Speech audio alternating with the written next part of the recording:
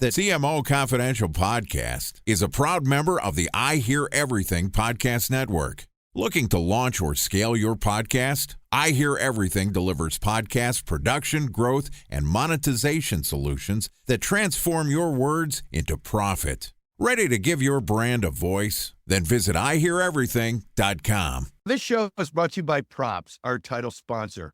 Props is a performance-driven content platform. They combine the attraction of creator content with the results of paid media. Instead of focusing on impressions or posts, Props takes responsibility for leads and customers. Check them out at props.co. Welcome to CMO Confidential, the podcast that takes you inside the drama, decisions, and choices that go with being the head of marketing. Hosted by five-time CMO Mike Linton. Welcome back to part two of Battle Between the Believers and Non-Believers.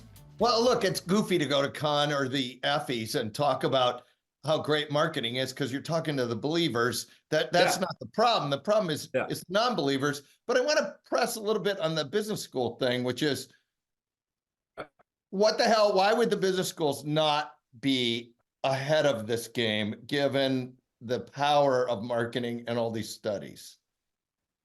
Both of you, I'd love to hear. Fragmented marketing. The business schools are contributing to some of this, in my opinion. Having talked to a couple of them, you now have marketing. You have the whole marketing 4 Ps that are broken out into different curriculums and different degrees, and it's creating this bifurcation of what marketing is, which is kind of part of the problem. To be honest, I think that it used to be you wanted to go to Procter and Gamble and become a marketer, and now there's just a lot of competition for that marketing brainpower into other tech companies and so forth. Listen, I think Nick is nailing this thing on the head. Is that there is a two-way opportunity here on the marketer side to be a business person, number one, and on the CEO side to understand that marketing is a proven lever of growth. Maybe it's not as sexy as it sometimes used to be or whatever, but it works, man. Advertising and communications and engagement, and those are strategies that drive ROI. And you've got to have the accountability as a C-level officer to make that happen and understand that it's at your disposal, and make sure that you pull the levers just like you would with your CFO on cash management or your HR on talent. You're not learning how to code Python with your CIO, I don't think. So one thing go ahead, Nick. Sorry. Out there on my internet connection, so I'm back. And who do we need in this to drive this function, right? You need students, faculty, curriculum, really professionals kind of coming through the pipeline that are tech savvy, analytically driven, strong financial acumen, behavioral science, mathematicians, neuroscience, algorithm writers, right? That's marketing. And who doesn't consider themselves at all in marketing is those students and those faculty. They don't look at this as a viable option for their career. We have not demonstrated as an industry there's a viable yet rewarding career path in these areas, and often they kind of come in and then they don't have room for advancement, and so they leave. None of the CMOs have done the jobs of the people that we need in the industry, and that's also, it's a great thing because it continues to evolve, it's innovative, but it's also, at best a suboptimal condition that you're creating for real talent development in a pipeline. Well, I just want to call out that both of you threw the B schools out here for not actually doing a very good job in marketing. And I concur with this. What I would say is a lot of the B schools are teaching tactics, not leadership and strategy, and they busted it up into tactics. So what should the B schools be doing that they're not? And we have a bunch of B school professors. I look at that also as one of our problems as an industry. We are not in the classrooms in influencing curriculum nearly enough as we should be. Other professions and industries go in and they're pulling out candidates and job applicants dozens at a time, if not hundreds at a time. They're spending weeks on campus. They are getting involved in the development of curriculum in a meaningful way. They're investing in the next leaders of the organizations. marketing is all over the place. We depend on people to kind of come through the agency system to kind of, I don't know, pay their dues, whatever. We don't have an actual infrastructure for a pipeline that is meaningful. We're trying to develop that with the A.N.A and our membership, and we've made some great strides in doing that, but not nearly enough as we need to, especially in the business school realm. So this is, I'm going to use this to call, I've had a bunch of professors on the show, or we've had a bunch of professors. We're going to, I would love to get a business school dean on the show. So if anybody's listening and wants to come on, yeah. I also want to say where this all is also showing up from a lot of our listeners is there's often a really unclear remit that gets attached to marketing. Even when you look at the job specs or you talk to people on the lead team when you're interviewing, how do you let's just talk about the whole interview process. And then when you get in the job, you have this remit that is often, unrealistic or wrong, even when you're going through the interview. Tell us about this and then how you should manage it in the interview process and then when you start. I mean, that's another episode, I feel like, of a conversation. We can do more episodes, but let's top line it here. I mean, listen, I think that it comes back to, like we were saying in the beginning, I think you need clear alignment in what the remit is to drive the business outcomes that matter. Not doing cool social or cool creative or a new website or whatever it is, because that's on the list, but really understanding how it drives the outcomes the business is going to materially have impact on. And I think that's the mind shift that all of marketing has to take, is we have to reimagine all of these things, and we have to be systematic in thinking about how we connect the dots to move that needle. Because we are, I mean, listen, it's the way I'm actually even going to say it is we're hurting our customers, right? Like, we still operate as an org chart in many kinds, like in many companies that I see. You have different product divisions that have different messaging. You have different websites. You have different experiences. It's 2024, folks. We have amazing technology out there, personalization, and we're just scratching the surface of how we're impacting them.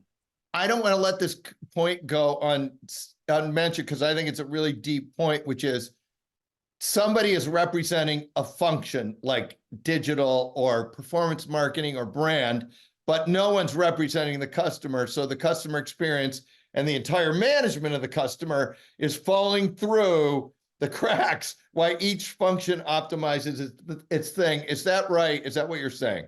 100%. I mean, one of my favorite things that I say a lot, which I babble about a lot of things, but I actually think it's in the job description of the CMO to remove customer friction across the organization. It is our jobs to make it easier to do business with us. It's our jobs to optimize how the customer wants to buy. It's our job to be where the customer wants to be, not where we want them to be.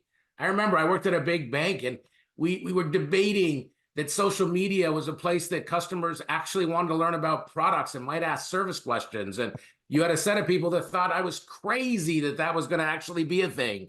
Well, here we are now. And that's the point, is that we've got to have advocates at that table, at that C-suite table, to move organizations to do what's right for their customer.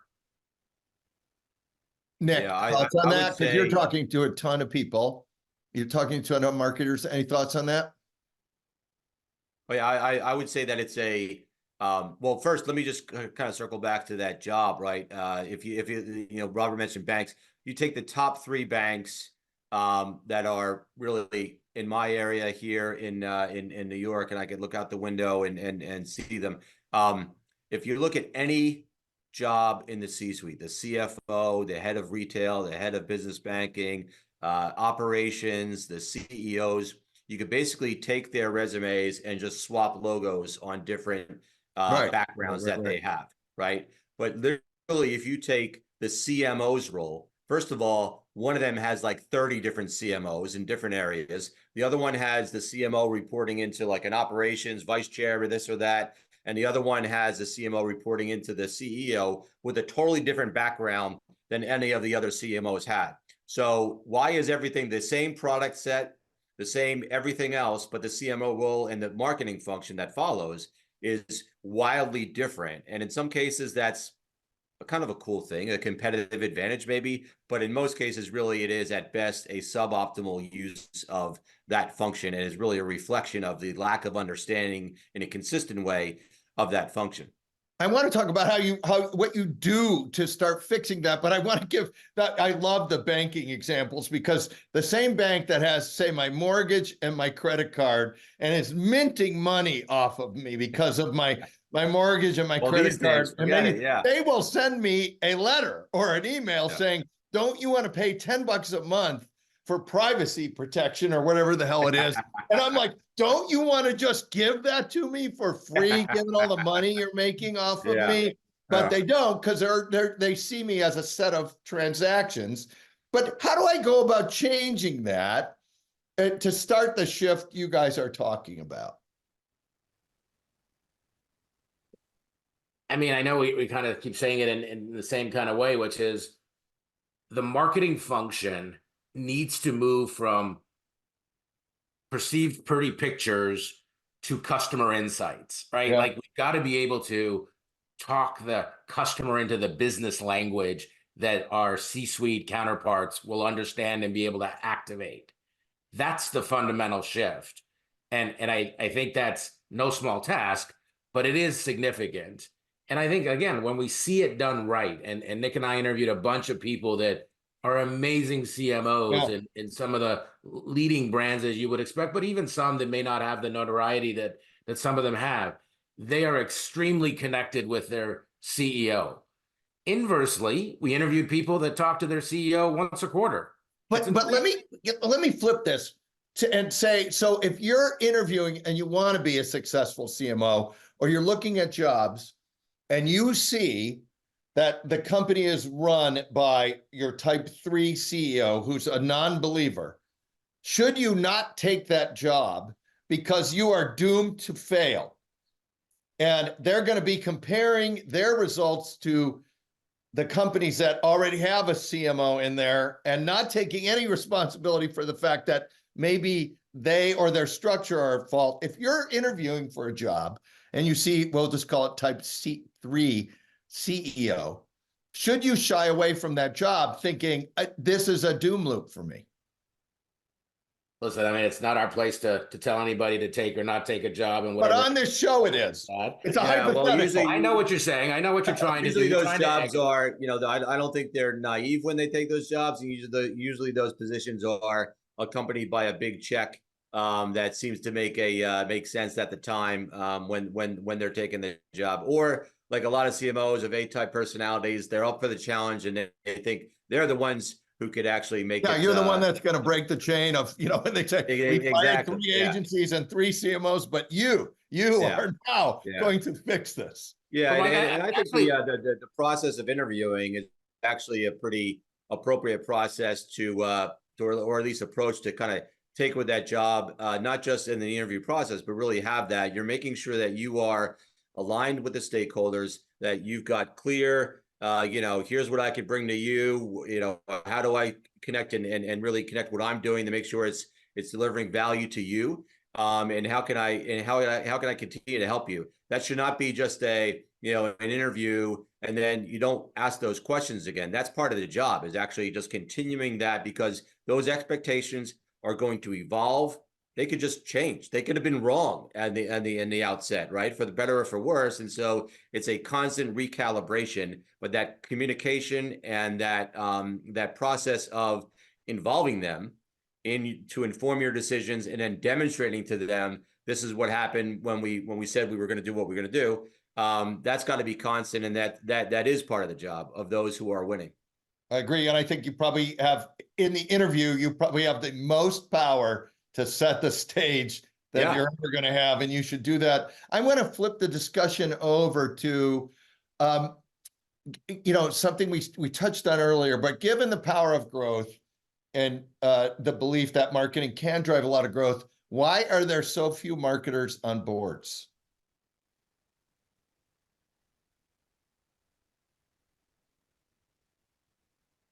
I think it goes either back one to of you the guys same. can take this one. Yeah. I mean, I'm going to go back and say that It's that they're not perceived as business people. They're not perceived as that general manager. They're not driving and viewed as the strategy growth engine. They're viewed as execution. And I think that that's part of the remit. I mean, there's a handful now that are starting to move up that ranks that are becoming CEOs, and obviously more prevalent in CPG. But there's definitely more work to do to get us more seats at the table. I think I've said this over and over again, is that every company's board should have a marketing customer centric board member that is that pillar of the stack, right? Just as anything else that you would have that's important. I've been on a couple boards, and that's how they've used me. Yeah. But I also think the companies that really value the customer experience should be out there looking for CMOs that actually get it and can manage the whole show, versus saying, I need someone from performance marketing or someone from this company. Yeah. Nick, anything to add to that?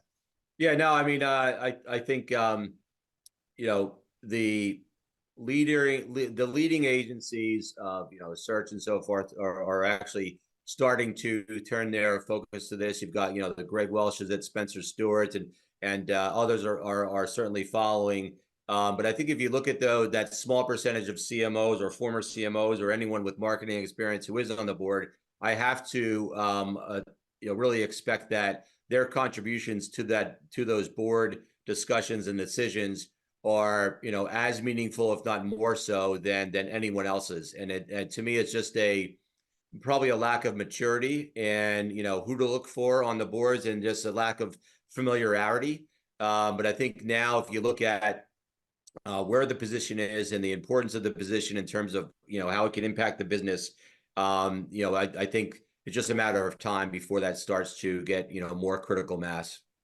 All right. I said one thing before that struck a chord, that, you know, that the CMOs are taking these jobs with the non-believers.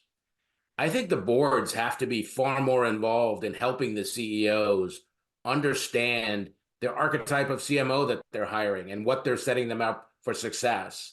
And I think this comes down to really taking a look at what do these companies need and want, and understanding the skills and how they're setting up their executives to be successful. And I actually talked to a lot of CMOs who've turned down jobs because of those non-believers, because they didn't feel like they were going to be set up for success.